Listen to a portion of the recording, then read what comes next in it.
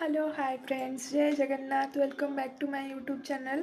तो आज हूँ द्वादशी आम घर को डोल ठाकुर भोग खाइक आसवे तो से मुझे प्रिपरेसन करुच्ची देख तो आम ये सब भोग ठाकुर लुगा धूप दीप कलश तुलसी पत्र सब रेडी करना रखी मयूर पुछ ठाकुर आसे मैंने सब तौक नहीं जी मुझे सबकि मनरू प्रिपरेसन करमती मो प्रिपरेसन लगे मत कमेंट माध्यम निहाती जनइबे।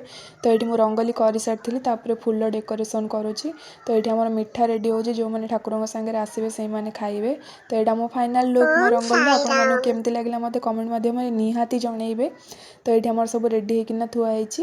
तो मुझे ठाकुर अपेक्षा करी तो ठाकुर आसिक आम दुआरे पहुँची गले। मु राधा माधव को देखिकी बहुत खुशी होती जेहेतु यहाँ मु फास्ट टाइम करुच्ची बाहाघर पर 2 वर्ष टे बंद थी आमर किसी असुविधा सकाशे।